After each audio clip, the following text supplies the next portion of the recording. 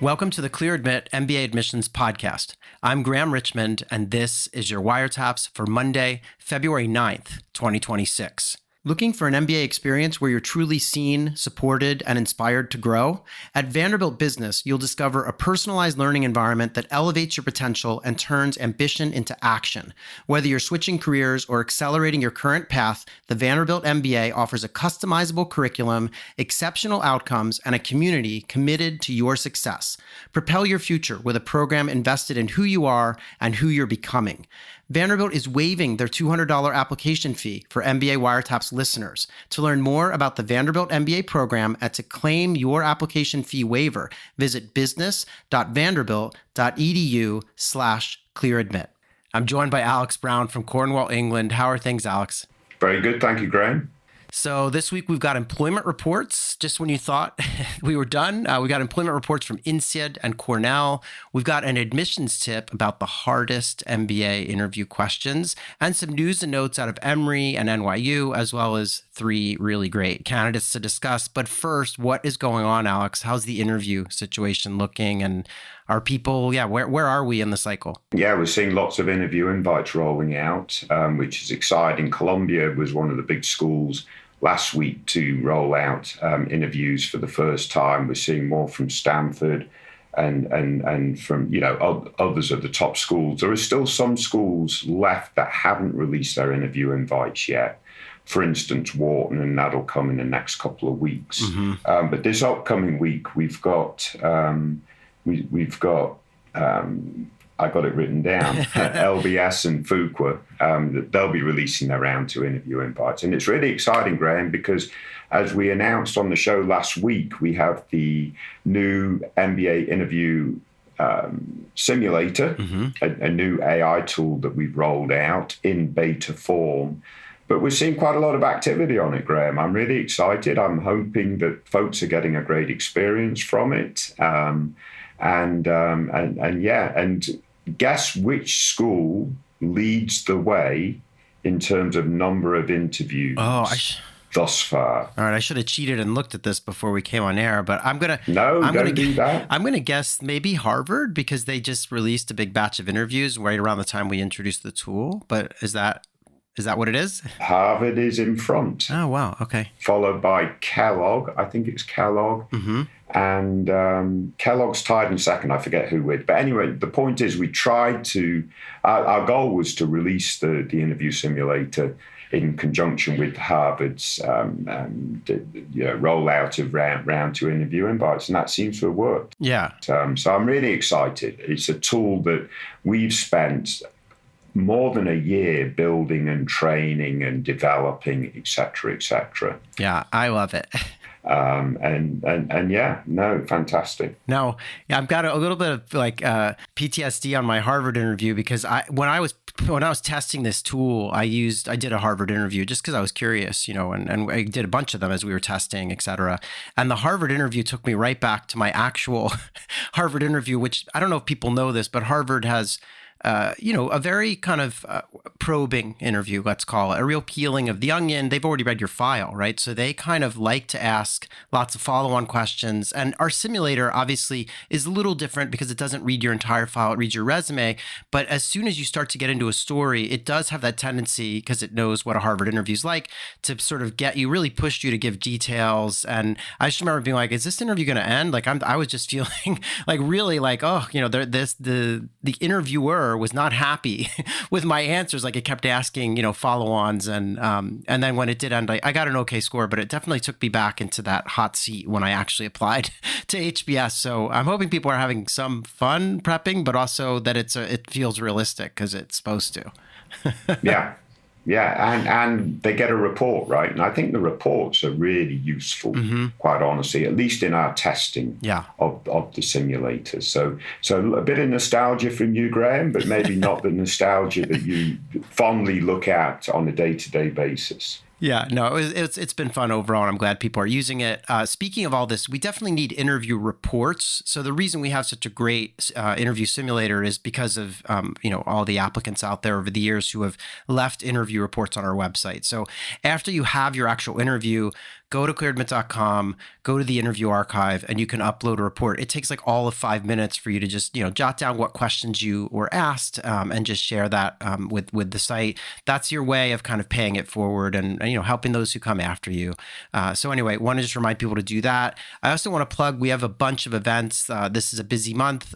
We've got another deferred enrollment event this week. I'm going to sit down with admissions directors from Berkeley, Stanford, Columbia, UVA, and Wharton to talk about how college seniors and current master's students could secure a spot in an MBA program down the road in advance. And then on February 18th, we've got a special event with London Business School. We're going to talk about their newish 1-year MBA. I believe that the current class that just started is the first class for that 1-year MBA. So we're going to sit down with David Simpson, Oliver Ashby. Those are two veteran admissions folks and program management folks over at LBS. So that'll be fun. And then I think we're doing an event with Vanderbilt as well on the 19th to talk about Owen and their MBA program. And of course, Alex, I would be remiss if I did not mention that we're going to do our live stream on Monday, February 16th at noon Eastern. We made a little bit of a faux pas. We announced it would be like a week after that when we did our last live stream. But then it turns out that between some vacation time for me and I think another event that we're running, we couldn't do it then. So we're going to come back with an AMA on the 16th at noon Eastern. So I hope everyone will tune in, and we'll get emails out to people to remind you. But yeah, lots going on. We also have some Masters in Management events late in the month, but I'll stop there because it's a lot. Yeah, no, very good. Always good to be busy. Yeah, totally. The other thing that's going on is we have some fun news and notes on the website. It is February now, so we did run our monthly piece about all the in-person MBA events to check out, and there are actually a lot of them. So I'm actually going to head over. I think it's Saturday this week.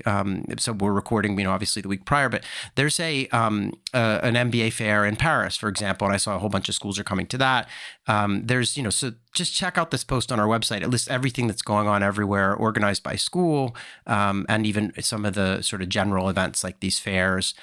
We've also got some interesting news out of Emory. They have a 1-year MBA program, and they now have different paths that they've introduced for it. So they have some, what I would almost call like majors or tracks. One of them's healthcare, another's real estate. They've got one for global business. You can read that article if you're curious about how this is all working. But these are kind of new sort of ways to go through that accelerated program at Emory. I thought it was a pretty good article. We also, this is the drum beats on. NYU Stern has introduced an AI concentration. And I'll just read a quote from someone over at the school. We have a quote here that says, "At Stern, we've developed an AI and business curriculum that aims for both breadth and depth of AI expertise. We're creating entirely new classes where students will learn how AI can be used for core business functions, such as finance and marketing, as well as hands-on classes where they will learn how to build AI agents.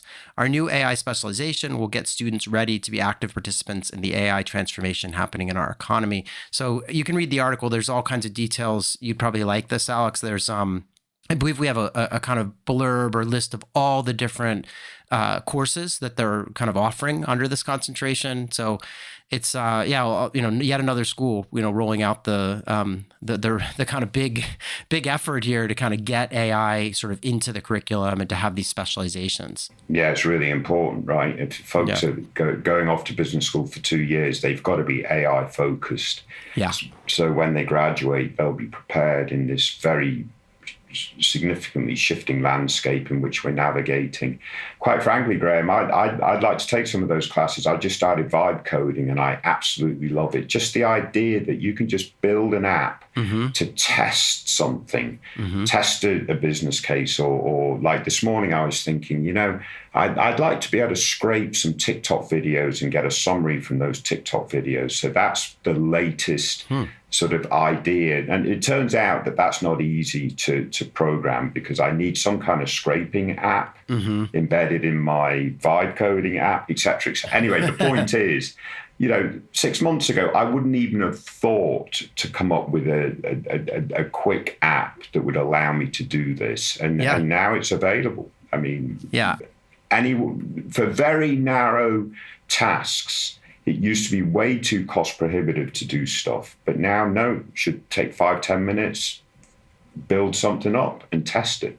Yeah, I too have been having so much fun. Like I've been doing stuff that I never would have thought possible. So I wrote some like a script or some code the other day that would help me to sort of send personalized emails to a whole bunch of people, and to do so within like sort of Gmail and just yeah, a lot of fun like learning how to do these little scripts and Yeah, yeah, stuff that I would never have even attempted because there would have been too steep of a learning curve. So yeah. in any event, back to the news. We've got one of our most popular posts. I know I said this last week, but we have this other really popular interview tip that's on the site this week called the 7 hardest MBA admissions interview questions and how to answer them. And these are great questions. It's like, oh, what other schools are you applying to? That's, there's no issue there answering that one, right? There's a great one about like, what are your concerns about getting an MBA? Or the famous, what 3 words would people use to describe you? So there's all these fun questions, at least fun for us, not fun when you're in the chair. But in any event, we go over those and explain how to answer them. Yeah. So that's a good tip. Very good. And then last but not least, before we talk candidates, I wanted to go over the career reports. We've got INSEAD and Cornell. So I'll start with INSEAD. And as always, I'm going to give you this year's numbers as well as in comparison to last year. And keep in mind, INSEAD graduates a class in December and in the spring. So these numbers kind of are a combination of the 2 classes because they have these kind of 1-year program that, starts it with 2 different start times. And so they have a lot of students. That's why I'm going to give you the class size. And you'll be like, well, that's a lot of students because it's combining the 2. All right. So the class of 25, we'll call it from INSEAD, there were 929 students. That's actually 86 more students than they had last year. So they had a little bit of a bump in size. 97% of these students were seeking employment. That's kind of a stark contrast compared to some of these U.S. schools where fewer seem to be seeking. Offers received within 3 months, 81%. That's similar to last year. Last year was 80%. 5% founded their own companies. That was 4% last year. That's the median base salary. 100,000 euros. So if you're keeping score at home and only understand dollars, right, well, this moves up and down, but that's probably like $117,000 or so. Last year, it was actually 111,000 euros. So that median base salary is off by 11,000 euros, probably about, $16,000 decline. The median signing bonus is pretty much unchanged. It's 28,900 euros. In terms of the industries that people went into, the number one industry for INSEAD, and this has been longstanding, is consulting. 50% of the class went into consulting. That's down 5%. It used to be 55. 18% went into technology, media, and telecom.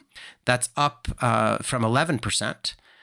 17% went into, quote, corporate sectors, and that's down from 21%, and 15% went into financial services. That's up 2 percentage points. It used to be 13. In terms of where people landed, this is always fun with INSEAD because unlike the US schools where it's sort of like, most people land somewhere in the States, they do this sort of global placement, right? So we've got Northern and Western Europe, 32%. That's up 2 percentage points.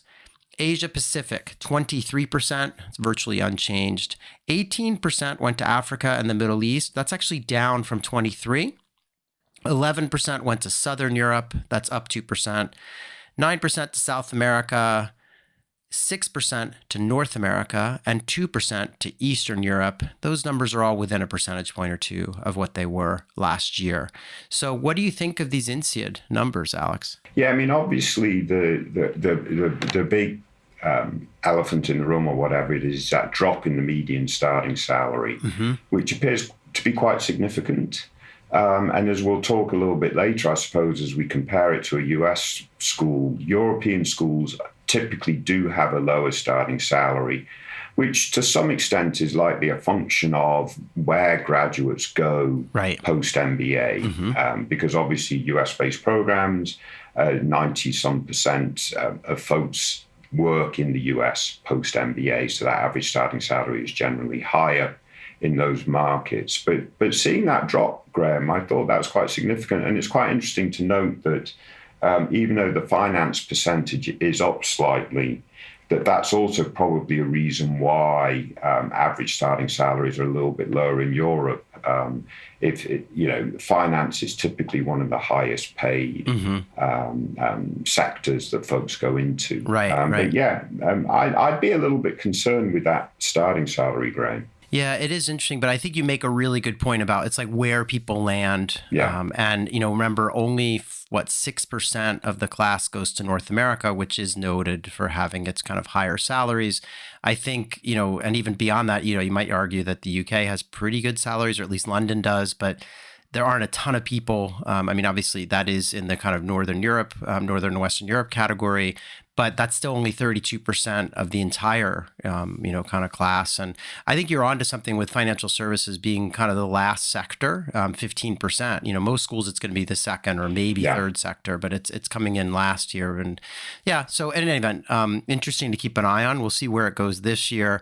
But you're absolutely right. Let's look at Cornell, because it's kind of going to be a study in sort of two, very different schools in very different locations with very different classes and footprint, right? But let's talk about Cornell. So Cornell, we had a graduating class size for the class of 25 of 285 students.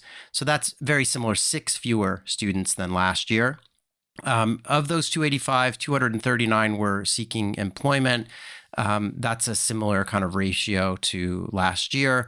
85% had received an offer of employment within 3 months of graduation, and 83% had actually even accepted an offer as well. So those numbers are very similar to last year, although actually I should point out they're up a bit. So they had 81% with receiving offers last year and 85 this year.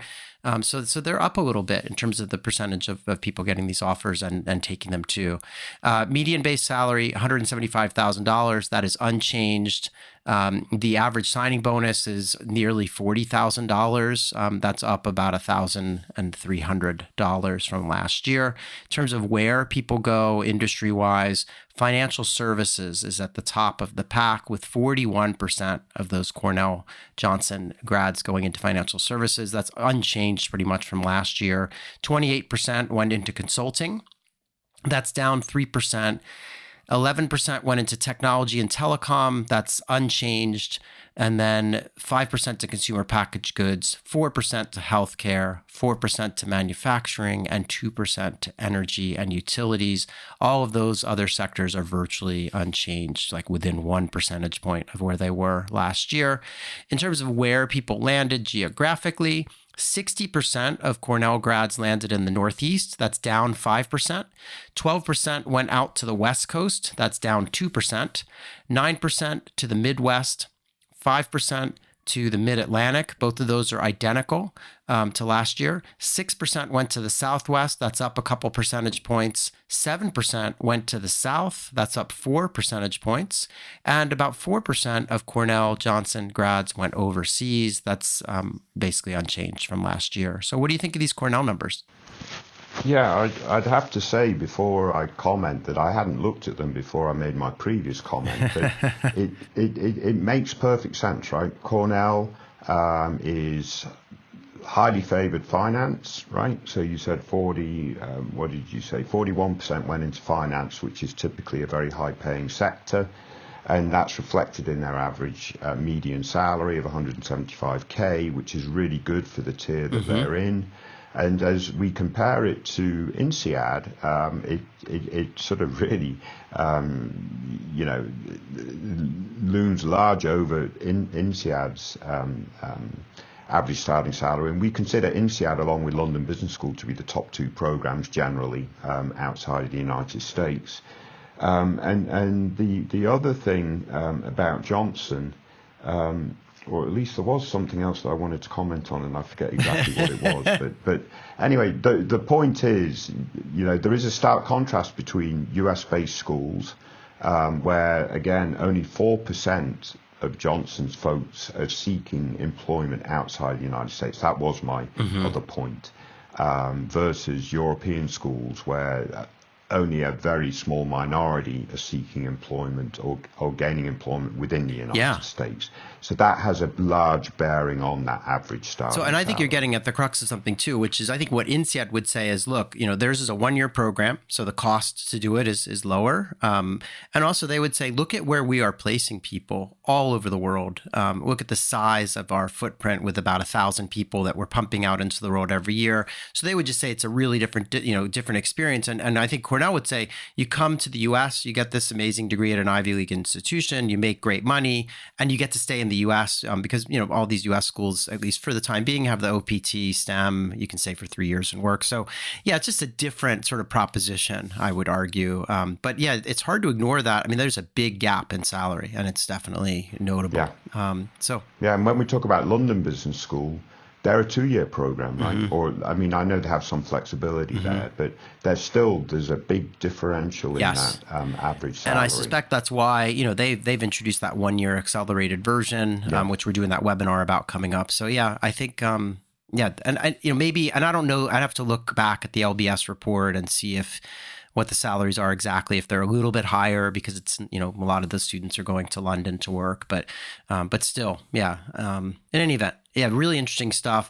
Let's get into our candidates. But before we do, I wanted to just mention to folks that there are a number of kind of bonus episodes of the podcast forthcoming. And I sort of teased this last week, but I had a great time chatting with a marketing professor from Indiana Kelley, who also had used to work at Wharton. I'm connected with Associate Dean over at Georgetown McDonough to talk about a new curriculum that they designed.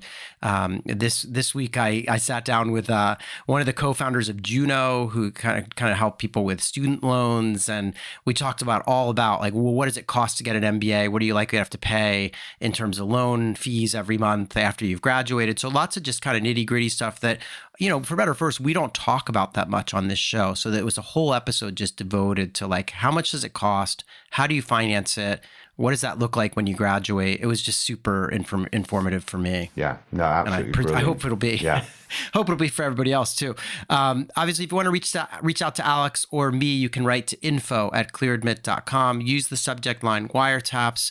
That's all I've got, Alex. Should we get into the candidates that you've picked out for this week? Let's kick on. All right. So this is Wire Taps candidate number 1. Our first candidate this week has 9 schools on the target list. They're not going to be applying until they want to start in 2027. So they're applying next season. They've got Berkeley, Chicago, Harvard, Michigan, Kellogg, Wharton, Stanford, UVA Darden, and Yale SOM on the list. They've been working in technology consulting, and they're thinking about a pivot over to MBB consulting, so McKinsey, Bain, or BCG. They have a GMAT score that they took the Focus edition, which came out at 665. If you're still used to the older scoring, that's like a 710, 720. They have a 3.67 undergraduate GPA, 6 years of work experience. They're located in Toronto. They'd love to land in the US. And they did indicate that they applied to Harvard, Stanford, and Wharton in the previous cycle, and they were rejected without an interview. So they're planning this kind of reapplication strategy for next year, and to a broader group that includes both M7 and kind of top 16 type programs. They said that their work experience has been with a tier 2 or 3 tech consulting firm in Canada. They've currently got 5 years of experience. They'll have 6 by the time they matriculate. A couple of promotions. They, talk about a lot of the initiatives that they've led, and it sounds like a pretty interesting, set of experiences with some nice milestones. And again, they want to move into strategy consulting after business school. They did say that they had that, their undergrad. They actually started at like an associate level degree for undergrad, where they were doing very well, 3.8 out of 4, and then they transferred to university to get their BSc in computer science. And as I said earlier, they landed with like a 3.67 overall with their undergraduate experience. They do some extracurriculars, a lot of kind of mentorship and onboarding type stuff at work, campus recruitment initiatives, and they say they were very engaged as an undergraduate as well, working as a peer mentor and a learning assistant.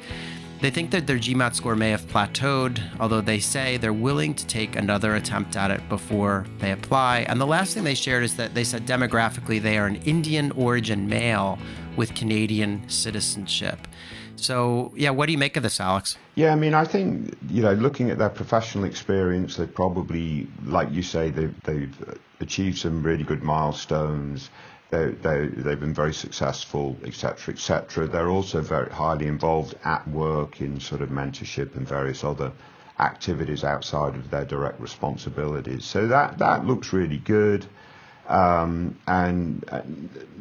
think that's probably the aspect of the application that really might help them stand out a little bit. But therein lies a bit of a larger problem. They're lightly an overrepresented profile overall, right? With a tech focus, India origin, etc., etc. Yeah. Now, there's some outstanding folks in that group of candidates, as we know. So one of our key pieces of advice is make sure you get everything in the first round, et cetera, to sort of overcome that that issue. But I'm worried about this test score at 665. And 665 is within the range of of the schools that they're targeting, but it's going to be below the median. And whilst they think that they might have plateaued, and I presume they've taken the test on more than one occasion, if the test score is older and below the median, it's signalling to the ADCOM, I think, a lack of care to some extent. I think they need to come back and take the test one more time, have it be very current and close to the deadline, within a year of the deadline, or whatever it might be. Now, if they think the test has plateaued, 665, why don't they potentially explore taking the GRE? That would be an interesting alternative. We've talked several times on this show about the potential for taking the GRE over the GMAT. Is it a backdoor? But I mean, the point is, if they get the median GRE score of the programs they're targeting or higher, that will look better than getting a below median GMAT score that's old. So I would really encourage them to look at GRE. All schools take both tests, I think, at this point. My prediction for this year is the GRE, it's more popular than the GMAT. And just anecdotally looking at Livewire, hopefully we'll end up doing a data analysis article on this, but looking at Livewire, I think GRE is more popular than the GMAT for folks that participate in the Clear Admit community. So yeah, I would really push them to potentially look at the GRE. Yeah, so just stepping back a second, the thing that jumped out at me with this candidate was, they are kind of a tech consultant, computer science background, Indian male, right? So they're overrepresented in the pool. And I would expect to see high numbers, above average numbers. I mean, that's just kind of the reality of the situation. And I agree with you that 665 is not going to cut it, even if they expand the net and go to top 16 and don't just apply to Harvard, Stanford, and Wharton like they did last time. So they need to improve this test score, whether that's by buckling down and trying to get a really stellar GMAT score or looking at the GRE. Whatever they need to do, they got to come in above average because they're in an overrepresented portion of the pool. And I would also add that the fact that they did the associate's degree into a proper university, I mean, there are going to be candidates out there who went to like the IITs in India or who went to McGill in Canada or did all these great schools. And so they kind of have something to prove with the test, right? Because the cynic in me says that an AdCom will look at this profile and say, well, associate's degree, and then they transferred to a proper university for the final 2 years. Gee, maybe that's why they have a lower test score, because none of this was as rigorous as some of these other candidates who went to, top rated, kind of undergraduate institutions. So, and I recognize everyone has their path into education, and I'm not trying to belittle it, but I'm just saying if the hard facts are that, sometimes the ranking of the school you attended matters in terms of the rigor. So that's where the test score comes into play for me, because the GPA is great, right? But it's good enough. But if the test score is low, it starts to cast a little bit of a shadow on that GPA, in my view. Yeah, no, I think you make a great point. I mean, there's obviously a whole nother part of the story for folks that do go to sort of community college and then go on to university that can play well in their profile, right? So it's like Yes. the bootstrapper that, has really taken advantage of all their opportunities, given, their lived experience, how far they've come. So maybe that Right. plays well for them, but your point is well met in terms of the rigor and, good GPA for sure, but is the rigor really there? And the test score can really help confirm that rigor. Right, exactly. Yeah. So in any event, what I would say to them is they have some time. I would hire a tutor, whatever you need to do, Yeah. get a better test score and apply in the first round and cast a wider net and they should be fine. Yeah. So, all right. Well, I appreciate you picking that candidate out. Let's move on and talk about Wire Taps candidate number 2. So our second candidate has 5 schools on the target list, and they are looking at, let's see here, Columbia, Harvard, Kellogg, Wharton, and Yale. This person's career prior to business school has been, they founded 2 direct-to-consumer companies, but they're thinking post-MBA that they want to actually pivot into doing some consulting. That could be McKinsey, they mentioned, or one of the strategy consulting firms. Their GMAT score is a 760. It is the old test, and it will expire in December of this year. So they're going to be applying in probably round 1 this fall for these schools. They have a 3.5 GPA from undergrad, 6 years of work experience. They are located in India, and they want to land in the U.S. after business school.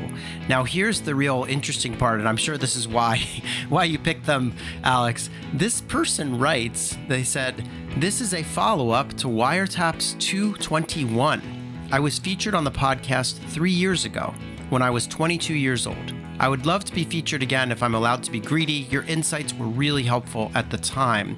So just in case, I went back and dug up this episode, and it was literally March of, was it 22 or something? Yeah. So in any event, it was a while ago, and they, I guess they've been following whatever advice we gave them, because obviously I have no memory of the actual conversation that we had. But what's interesting about this candidate is that they are a co-founder and CMO for a direct-to-consumer luxury tableware company, and they've grown this company from 20,000 in US dollar revenue to 1.5 million. And they also started a clothing brand as well, another direct-to-consumer type play, and that though has not worked out. They started that in August of 24, but they're close to maybe shutting it down because of unit economics issues and a lack of growth. So 2 kind of startup experiences heading in sort of opposite directions. They also do mention that they feel like they would benefit from the MBA, that they made some mistakes with the second startup that they think may have been avoided with the MBA. So they have a good sort of story there. And then they talk about having a range of reach, fit, and safety schools. They characterized Yale, Stern, and Tuck, which were on their list here, as potentially safety schools. They have a longer list in the note they left us than the schools they put in to apply wire. In any event, they think they'll have good recommendations from the CEOs of the suppliers that they use, since they're an entrepreneur, and they just are wondering what we think about their chances. They did note great extracurriculars during college, and they've done all 3 levels of the CFA. I know that was a lot, Alex. What do you make of this? Yeah, no, it's great to have them back. Yeah. It's nice to know that folks stay engaged with Clear-Mid over a long period of time. I know mostly it's a year, 6 months or a year, and they go off to school. So this is really cool. I really like the entrepreneurship aspect of this profile.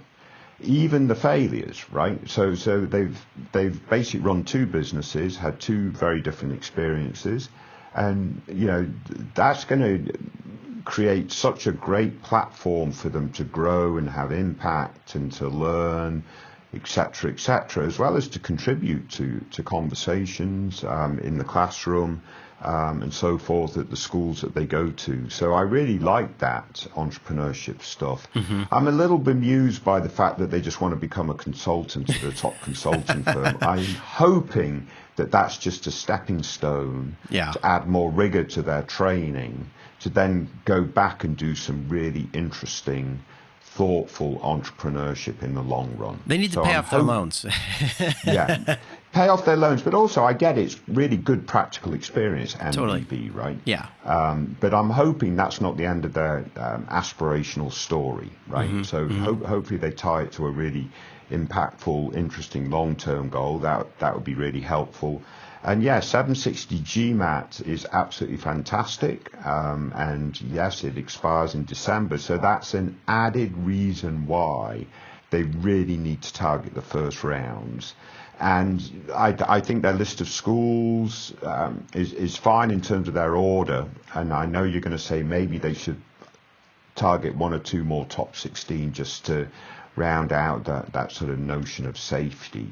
But they have to get all their applications in round one. Don't be delaying round two some of the more safety schools, because if they do that, they're going to have to jump through the hoops with another GMAT score. And they are from India.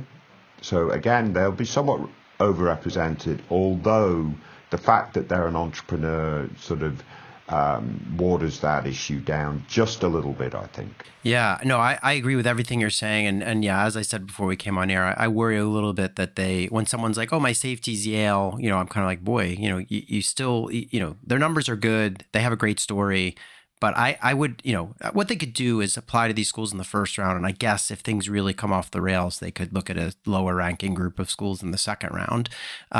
But I wouldn't wait. I would definitely get everything in round one. And actually, as now I'm remembering, their GMAT score expires in December. So they kind of probably need to apply everywhere in the first round. So they may want to throw a legitimate safety school into the first round. Something more at the back end of the top 16 or even, within that sort of top 20 group. But overall, great story. I kind of wonder if they've bothered to listen to this show for 3 years. If so, I we should send them a T-shirt or something. I mean, for their troubles. But in any event, no, it's really great to hear from them, and I'm just thrilled that someone like you said has been on this journey with us, and got some advice from us when they were first starting, and has had some real success. I mean, these entrepreneurial background kind of experiences are great, and I think it's going to be a compelling application. Yeah, completely agree. All right, I want to thank them for sharing their story. Let's move on and talk about Wire Taps candidate number 3. So our final candidate this week, Alex, you picked a Decision Wire post that someone left where they applied to Columbia, Duke, Michigan, Kellogg, and Stern.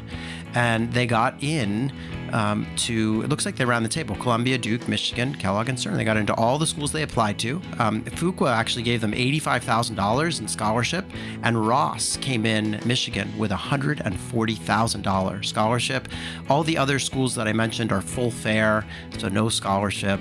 They have a 327 on the GRE, in case you're curious, and they want to end up in New York City post-MBA, so they're trying to determine whether Columbia would give them a significant advantage over Ross for recruiting roles, and if it would be worth giving up all that money that Ross is offering them. They said they're planning to explore roles in brand/product strategy in retail. And they wondered if recruiters prioritize Columbia or Stern students for New York City roles over other schools. So, Alex, you had a point of view, share it, and then I want to share my kind of counterpoint, because we kind of disagreed on this one a little bit. Yeah, and I think the disagreement goes to their professional goals and their geographic goals. Yeah. But if they want to be in New York City post-MBA, there's so much advantage of being in New York City during the MBA if they can do that, right? Mm-hmm. So even just on the recruiting side, they're going to have more access to companies, not just during the traditional recruiting cycles, but through the semesters and so on and so forth. They can certainly engage at a deeper level, one would assume. And then, from the perspective of their alumni networks in New York City, I mean, sure, all schools will have alumni networks in New York City, but Columbia and Stern's alumni networks will be so much richer, because we know that the majority of their alums are going to be working in New York City, even if Columbia doesn't publish that statistic. I'm sure it's true and would be favorable to them in this conversation. Yeah. So yeah, Ross will get them to New York City, but that alumni network will be much smaller, and potentially less useful in the longer run. So that was my perspective. Is that worth the significant scholarship differential? That will boil down to the resources that the student has coming to the table, their appetite for debt, etc. So for some folks, yes, it will be worth that differential. For other folks, perhaps not so much. Yeah. So, I mean, my view on this was, yeah, you're right. I think that the career goals are puzzling to me versus the geography. So they want to land in New York, but they want to work in brand strategy with regards to retail. And, I know quite a bit about this. I actually talked with a marketing professor at Kelly recently, and we talked about this very kind of domain. And a lot of those jobs are either in the Midwest or the Southeast. There are a ton of jobs. There's some out on the West Coast too. So I don't think of New York as being a hub for that. So that got me thinking, wow, what a better place to land than Ross with $140,000 if you want to go work at a place like General Mills or Target or any of these big kind of retail, kind of brand management type product strategy companies that sort of dominate the Midwest. So, or even the Southeast, and you can make an argument for Duke and the money they're giving, right? So that was my thing. I just didn't see a connect with what they seemed like they want to live in New York, but that doesn't necessarily seem to fit with their career plan. So, right. And maybe they would say, oh, the priority is New York. I don't care. I'll do something else. I just want to be in New York, in which case, yeah, go to the New York school. Even though I did attend a great alumni club event of Michigan in New York City many years ago. And I was like, wow, there are a ton of Ross folks here. But in any event, yeah, so they need to figure this out. And as you said, they also need to just be comfortable with what's their financial situation and their kind of appetite for risk and stuff, because of the money is a big deal here, and that's something they need to decide. But you could make the argument either way, depending on how important the career goal is versus the geographic location. So it's a little tricky. Yeah, very good. Yeah. All right. That's going to do it for this episode of the show. Alex, thank you so much for picking out these candidates as always, and I will see you next week for another episode. Very good. Stay safe, everyone. Take care.